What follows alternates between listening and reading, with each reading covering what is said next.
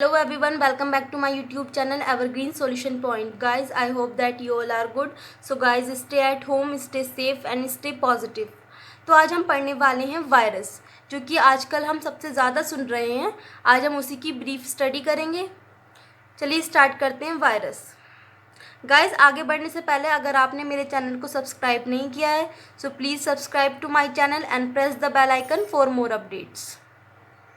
Virus जो है एक लैटिन वर्ड है जिसका मतलब होता है वेनम फ्लूइड या फिर जहरीला द्रव्य। इसको जो सबसे पहले डिस्कवर किया था वो डिस्कवर किया था डीजे इवानोविस्की ने 1892 में। उन्होंने बताया है कि टोबैको प्लांट्स पर कुछ माइक्रोब्स जो हैं वो बीमारी कॉज कर रहे हैं, लेकिन उन्होंने उनका नाम नहीं बताया। उन्होंने सिर्फ ये कहा कि वो बैक्टीरिया से तो अलग हैं और उस बीमारी के उन्होंने कुछ सिम्टम्स बताए कि जैसे कि उसकी लीव्स जो हैं वो डाउनवर्ड जो हैं वो कर्ल हो रही हैं और उस पर येलो कलर के पैचेस आ रहे हैं उसकी लीव्स पर उन्होंने उस माइक्रोब का नाम नहीं बताया था। फिर 1898 में डच माइक्रोबायोलॉजिस्ट मार्टिनेस बीजरिंग ने स्टडी की फिर से टोबैको लीव्स की और उन्होंने फिर इस माइक्रोब का नाम रखा कॉन्टेजियम वाइवम फ्लूइडम। इसका मतलब होता है सोल्यूबल लिविंग जर्म या फिर इन्फेक्शियस लिविंग फ्लूइड भी इसको कहते हैं। फिर इसके कुछ दिन बाद उन्होंने इस कॉन्टेजियम वाइवम फ्लूइडम का नाम वायरस रखा। तो इसका नाम जो अगर हम कहीं पे क्वेश्चन आता है कि नाम किसने दिया था, तो नाम इसका वायरस दिया था मार्टिनेस बीजरिंग ने। फिर मार्टिनेस बीजरिंग की स्टडी के लगभग 40 साल बाद वायरस की जो स्ट्रक्चर थी उसकी स्टडी की गई और उसकी स्टडी की थी वेंडेल एम स्टैनली ने, जो कि एक ऑर्गेनिक केमिस्ट थे। और कब की थी? 1935 में।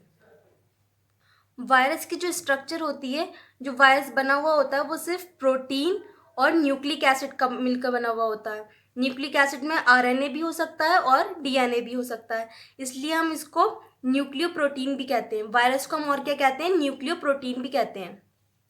और स्टैनली की स्टडी के बाद, इस डिस्कवरी के बाद उनको नोबेल प्राइज भी दिया गया था। कब दिया गया था? 1946 में। और वायरस जो है कनेक्टिंग लिंक है between living and non living world. ये जब किसी लिविंग ऑर्गेनिज्म के कांटेक्ट में नहीं होता तब तो ये इनएक्टिव रहता है, और जब ये किसी लिविंग ऑर्गेनिज्म के कांटेक्ट में आ जाता है तब ये एक्टिव हो जाता है। जैसे कि मैं आपको अभी एग्जांपल देती हूँ। हम लॉकडाउन से पहले, जब लॉकडाउन हुआ था तो हम उससे पहले सुन रहे थे कि हमें इस वायरस की जो चेन है उसको तोड़ना होगा। तो उससे मतलब क्या था? उसका मतलब था कि इस वायरस का जो लाइफ स्पेन है कोरोना वायरस का, वो सिर्फ कुछ घंटे का होता है। और मैंने आपको बताया कि वो कनेक्टिंग लिंक है लिविंग और नॉन लिविंग वर्ल्ड के बीच का। अगर लोग अपने घर से बाहर नहीं निकलते और वायरस अगर बाहर होता, माना कि जैसे कि एनवायरनमेंट में हमारे वायरस है, अब जब उसको कोई लिविंग लिविंग वर्ल्ड नहीं मिलेगा तो फिर उसकी तो जो चेन है वो टूट जाएगी। उसका जो लाइफ स्पेन है कुछ घंटे का वो ख़त्म हो जाएगा। तो इसी को यही बताया गया था कि इसकी चेन जो है वो तोड़नी है, मतलब ये कि ये कुछ घंटों तक ही जिंदा रहता है बस। अब हम क्लासिफिकेशन देख लेते हैं वायरस का। किंगडम है इसका वीरियाए, फाइलम है वीरिकोटा, सब फाइलम वीरिकोटाइन, क्लास है इसकी वीरिसेटिस, ऑर्डर वीरेट्स, सब ऑर्डर है वीरिनियाए, फैमिली वीरिडाए एंड जीनस है वायरस। अभी हम किसी पर्टिकुलर वायरस के बारे में बात नहीं कर रहे हैं, इसलिए हमने स्पीशीज़ का नहीं लिखा है। अगर आपको मेरा वीडियो पसंद आया हो तो प्लीज़ लाइक करें एंड शेयर करें। Thank you, have a nice day.